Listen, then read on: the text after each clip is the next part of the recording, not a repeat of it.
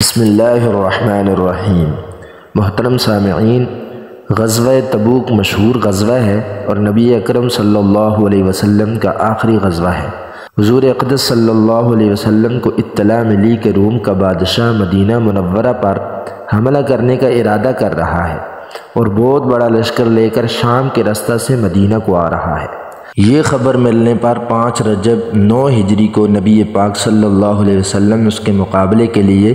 مدینہ طیبہ سے روانہ ہو گئے۔ چونکہ زمانہ سخت گرمی کا تھا اور مقابلہ بھی سخت تھا، اس لیے حضور اقدس صلی اللہ علیہ وسلم نے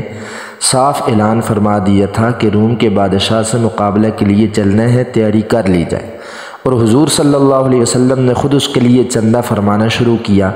یہی لڑائی ہے کہ جس میں حضرت ابوبکر صدیق رضی اللہ تعالیٰ عنہ نے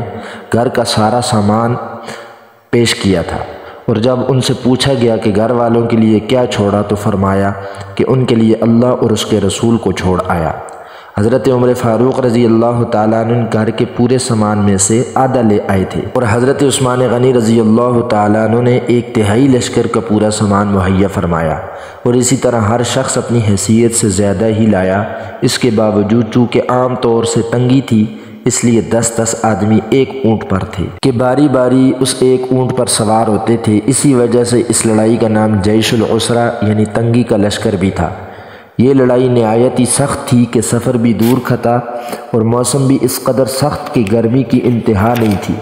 اور اس کے ساتھ ہی مدینہ طیبہ میں کھجور پکنے کا زمانہ بھی عروج پر تھا کہ سارے باغ بالکل پک چکے تھے، اور کھجور ہی پر مدینہ طیبہ والوں کی زندگی کا زیادہ دار و مدار تھا کہ سال بھر کی روزی جمع کرنے کا گویا یہی زمانہ تھا۔ ان حالات میں یہ وقت مسلمانوں کے لیے نہایت سخت امتحان کا تھا کہ ادھر اللہ کا خوف اور حضور صلی اللہ علیہ وسلم کا ارشاد، اور دوسری طرف دقتیں اور مشقتیں کہ ہر ایک مشقت مستقل روک تھی۔ بالخصوص سال بھر کی محنت اور پکے پکائے درختوں کا یوں بے یار و مددگار چھوڑ جانا جتنا مشکل تھا وہ ظاہر ہے، مگر اس سب کے باوجود اللہ کا خوف ان حضرات پر غالب تھا، اس لیے بجز منافقین اور معذورین کے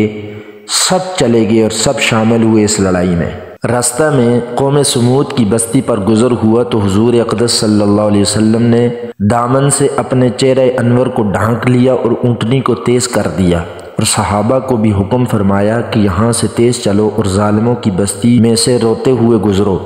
اور اس سے ڈرتے ہوئے گزرو کہ تم پر بھی خدا نخواستہ وہ عذاب کہیں نازل نہ ہو جائے جو ان پر نازل ہوا تھا۔ اللہ کا پیارا نبی اور لاڈلا رسول